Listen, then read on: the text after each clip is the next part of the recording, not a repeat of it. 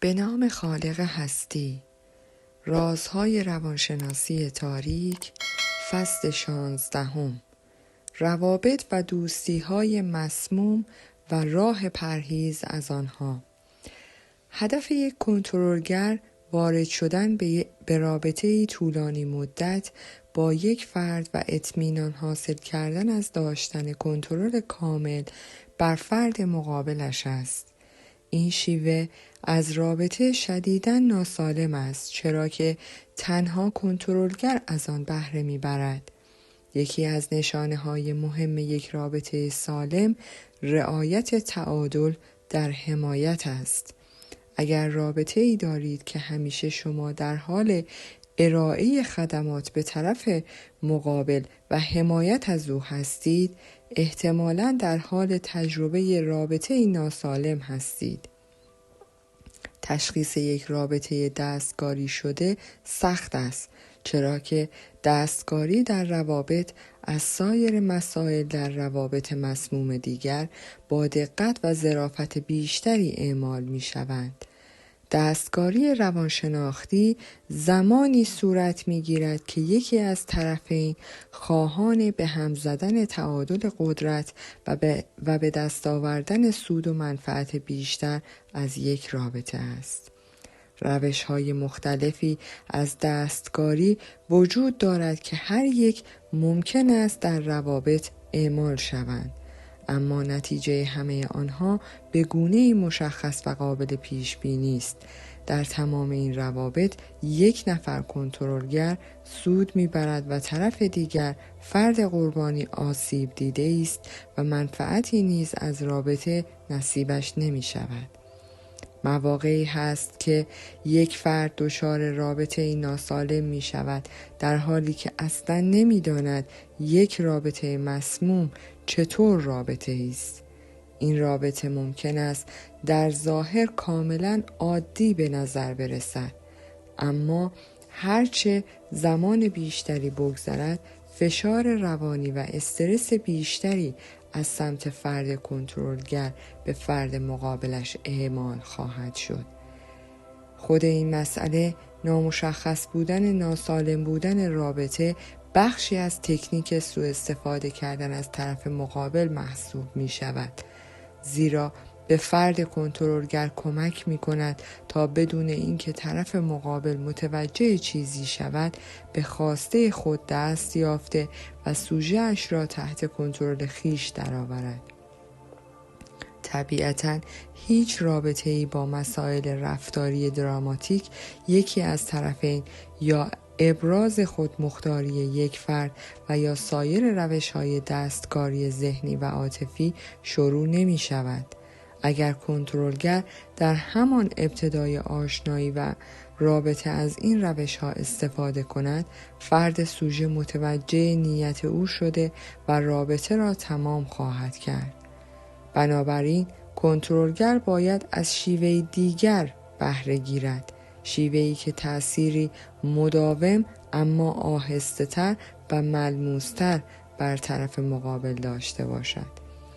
در ابتدا استفاده از تکنیک‌های بمباران عاطفی و نشان دادن علاقه و توجه مداوم گزینه بهتری برای شروع دستکاری بوده و آسیبی به فرایند وارد نمی‌کند.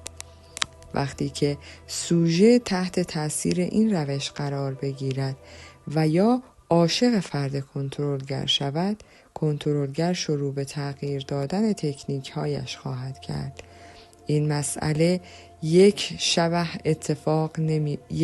اتفاق نمی افتد و حتی ممکن است هفته ها به طول بیانجامد تا مبادا سوژه پیش از موعد متوجه نیت فرد کنترلگر شود.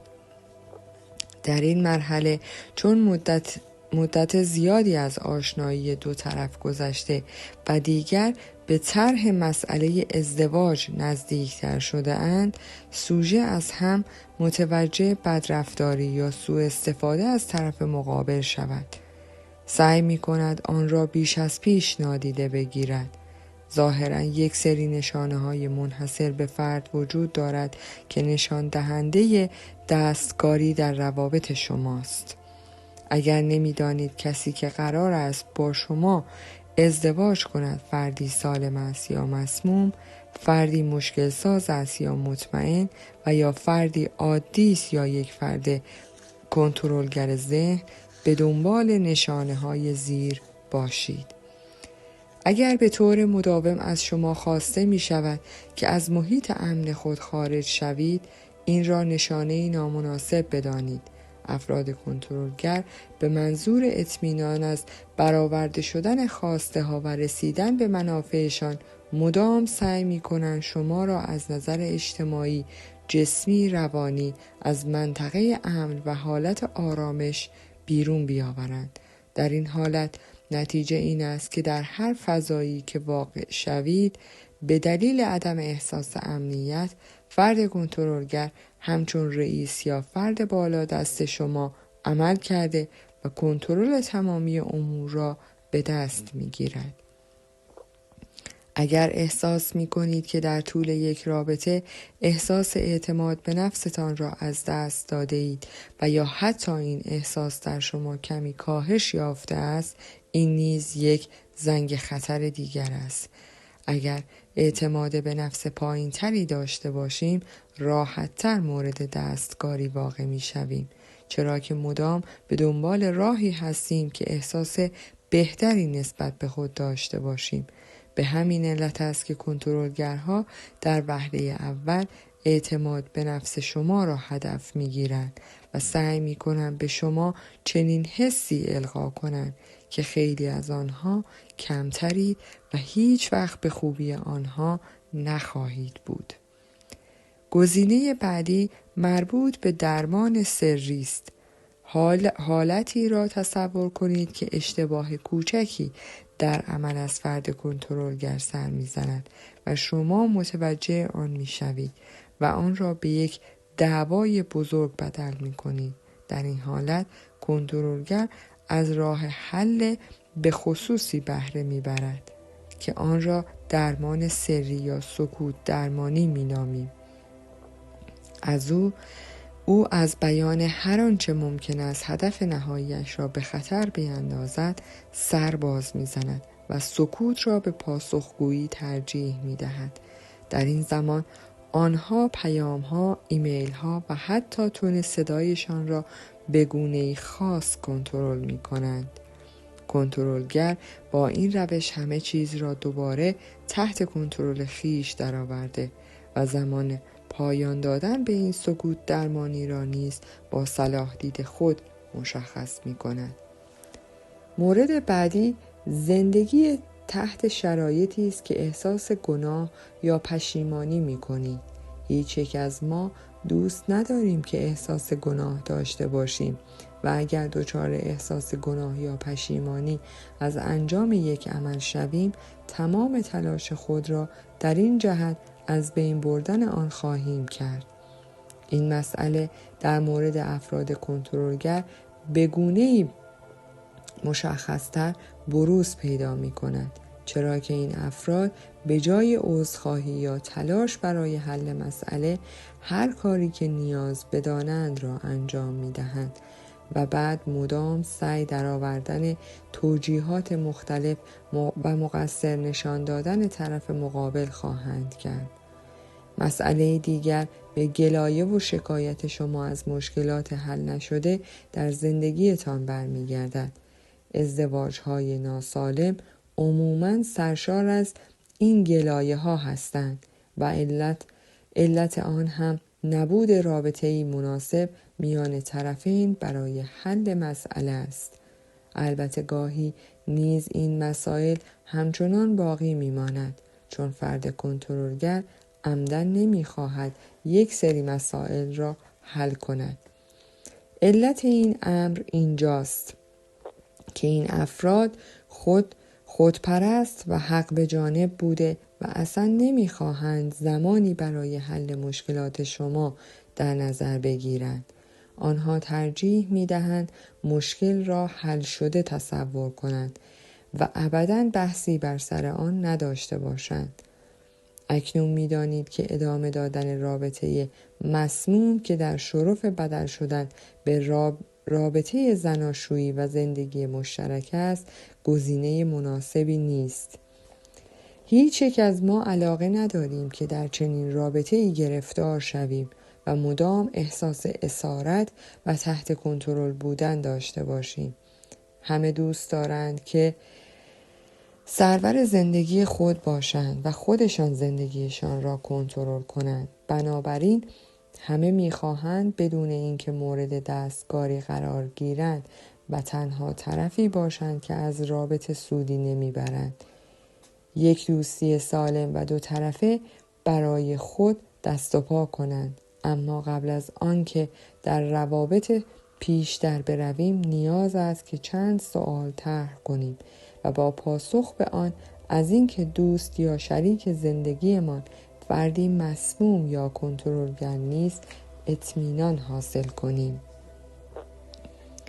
اگر این کتاب راهنما را به خوبی مطالعه کرده باشید به راحتی می توانید تشخیص دهید که آیا رابطه دوستانه تان مفید و دو طرفه است یا خیر. توجه داشته باشید که صرف نظر از آنچه افراد و دوستان کنترلگر از شما می‌خواهند و به شما القا می‌کنند، شما به عنوان یک فرد از حقوق اساسی برخوردار هستید و باید از آن محافظت کنید. این حقوق شامل احترام گذاشتن به دیگران و مورد احترام واقع شدن، حق بیان برخی نظرات، خواسته ها و عقاید، حق تعیین اهداف خود بدون تأثیر و نظر فردی دیگر و حق مخالفت کردن با دیگران است. همچنین شما کاملا اجازه دارید که نظری متفاوت با نظر شخص دیگری داشته باشید و اتفاقاً این مسئله ضامن امنیت روانی، روحی و عاطفی شماست. شما همچنین حق دارید که در صورت تمایل از زندگی فردی خارج شوید و جداً از او به زندگی خود بپردازید. اینها همه امتیازاتی است که فرد کنترلگر سعی می کند در دراز مدت شما را از آنها محروم کند، اما توجه به نکاتی که بیان شد و دانستن این حقوق به شما کمک می کند که آنچه حق شما تلقی می شود را به خاطر داشته باشید و به شما اطمینان می دهد که می توانید آنچه می خواهید را انجام دهید. دفعه بعدی که در کنار دوست کنترلگر خود قرار گرفتید، حقوقتان را به خاطر داشته باشید. نفس عمیقی بکشید و از حق خود دفاع کنید. شما تنها کسی هستید که زندگی خود را کنترل می کنید. مسئله بعدی که باید روی آن تمرکز کنید، دور شدن از چنین افرادی است. فاصله خود را با این افراد حفظ کنید. بهترین راه همیشه همین است که پس از تشخیص این که فردی کنترلگر است، از او فاصله بگیرید. اگر برای فاصله گرفتن از طرف مقابل دیگر خیلی دیر شده است، ببینید آیا حداقل می توانید یک مدتی را از یکدیگر فاصله بگیرید یا خیر. هر بار که شما با چنین افرادی روبرو شده و یا با آنها وارد رابطه می شوید، اگر پس از اینکه متوجه شخصیت ریاکار و دورویی های آنها شدید، از آنها دور نشوید. در واقع به این معنی است که شانس دوباره‌ای به آنها داده اید تا شما را بهتر بشناسند و به نقاط ضعف بیشتری از شما پی ببرند و در آینده به واسطه همان نقاط ضعف شما را در چنگ خود اسیر کنند. دور شدن از این افراد اولین و بهترین راه برای محافظت کردن از خودتان است. اگر پس از مدتی دور بودن از این افراد احساس کردید که می‌خواهید دوباره تلاش کنید و وضعیت را بهبود ببخشید، دقیقاً عکس این غریزه عمل کنید. به خاطر داشته باشید که کنترلگرها تمام تلاش خود را می کنند که باعث شوند شما نسبت به خودتان و تصمیمی که به حق برای دفاع از خود گرفته اید حس بدی پیدا کنید و از این طریق شما را دوباره به رابطه برگردانند و مجددا از شما سوء استفاده کنند. به منفعت و علایق شخصی خود بیندیشید و از این فکر که به خاطر اینکه حس بدی دارید باید برگردید و از او و از آنها حمایت کنید دست بردارید. اینکه رابطه‌ای به این دلایل به جدایی ختم شود ابداً تقصیر و یا مشکل شما نیست.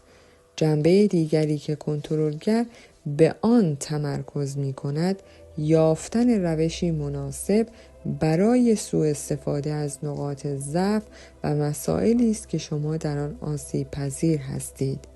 اگر کنترلگر به این نقاط ضعف دست یابد و از مسائلی که در آن آسیب پذیر هستید اطلاع حاصل کند، می تواند به بدترین شکل ممکن و به صورت مداوم از آنها علیهتان استفاده کند. این مسئله باعث می شود شما مدام احساس ناکافی بودن و یا به درد نخور بودن داشته باشید و عموماً هم به جایی ختم نمی شود که کنترلگر شما را به خاطر این ناتوانیتان مورد سرزنش و ملامت قرار داده و یا حتی شما را تنبیه می کند. کنترلگر عموماً و آگاهانه این مسائل را مطرح می کند. در این حالت شما مدام به دنبال راهی هستید که از مجازات شدن توسط آنها پیشگیری کنید.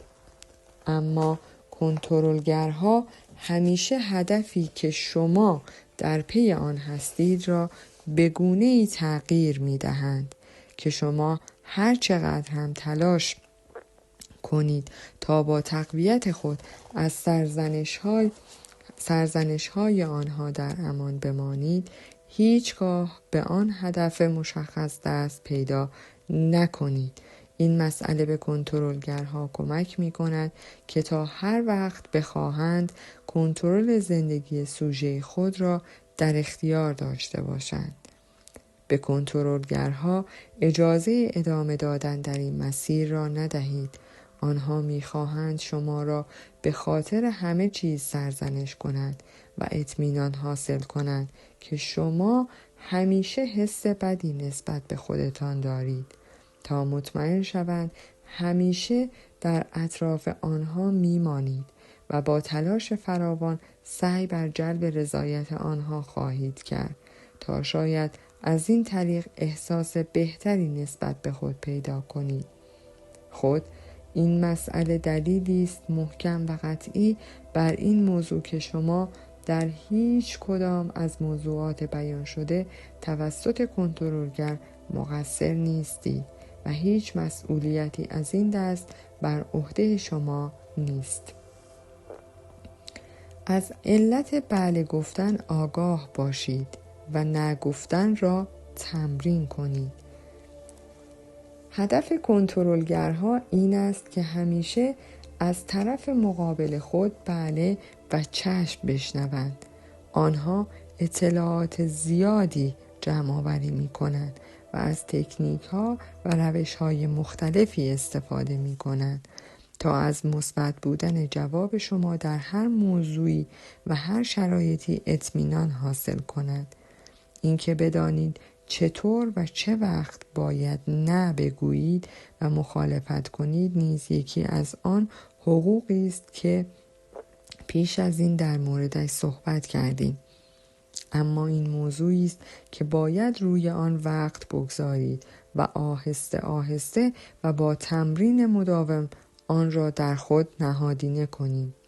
چرا که هم کسانی که در یک رابطه دستکاری شده هستند و هم کسانی که نیستند عموماً در مواقعی که باید نه بگویند با مشکل مواجه می شوند و نمی توانند این واژه را به راحتی بیان کنند. اگر نگران صدمه زدن به احساسات دیگران باشیم و فکر می کنیم که نگرش شخص دیگر در صورت امتناع از کمک به آنها ممکن است تغییر کند، نگفتن به دیگران آنقدر برایمان دشوار می شود که حتی ممکن است ما را به گریه بیندازد و غالبا شجاعت بسیار زیادی را می طلبد. حال تصور کنید که اگر طرف مقابلتان یک فرد کنترلگر باشد، دیگر چقدر نگفتن برایتان دشوار خواهد بود. در این مورد به خصوص قدرت کلام و درست سخن گفتن و داشتن جرأت مخالفت و نگفتن توانایی ارزشمندی به حساب می آید که می تواند آزادی شما را تضمین کرده و به شما کمک کند که کنترل زندگی خود را از کنترلگر باز پس بگیرید. بدیهی است که آنها از چنین برخوردی خوششان نخواهد آمد و شما باید برای آزادی خود بجنگید و در مقابل آنها ایستادگی کنید. اگر بیاموزید که بدون هیچ پشیمانی نه بگویید، خواه به فردی کنترلگر باشد و خواه به هر فرد دیگر، راز زندگی آزادتر و سالمتر را آموخته اید. به خاطر داشته باشید که در هیچ رابطه‌ای نبودن همیشه بهتر از بودن در یک رابطه مسموم است. در روابط مسموم همه چیز حول نیازها و خواسته های فرد کنترلگر می گردد و همیشه باعث می شود که طرف دیگر رابطه به مرور چیزی را از دست بدهد. مسئله اینجاست که فردی که درگیر چنین رابطه‌ای می شود احساس می کند که این طرز برخورد و این شیوه رابطه طبیعی است و در هر رابطه‌ای باید از خودگذشتگی نشان داد و ابداً متوجه این که در رابطه‌ای مسموم گرفتار شده است نخواهد شد. اولین قدم برای حل این موضوع می تواند تشخیص این مسئله باشد که چه زمانی فریب، اجبار و سایر مشکلات در رابطه شما رخ می دهد. کشف این مسائل زمان و شجاعت بسیاری می طلبد، چرا که عموماً وقتی مدت زمان رابطه مسموم طولانی می شود، کنترلگر به مرور باعث از بین رفتن اعتماد به نفس طرف مقابل می شود و به همین خاطر برای آن فرد دشوار خواهد بود که دوباره روی پای خود بایستد. این مسئله به زمان و شجاعت نیاز دارد، اما وقتی تحقق یابد و عملی شود، فرد متوجه خواهد شد که بدون وجود فردی کنترلگر همه چیز در زندگیشان تغییر کرده و رو به بهبود می رود. و در آخر با یک گفتار آموزنده شما را به خدای بزرگ می سپارم. سعادتمند کسی است که از هر خطایی که از او سر بزند تجربه تازه به دست آورد. سقراط.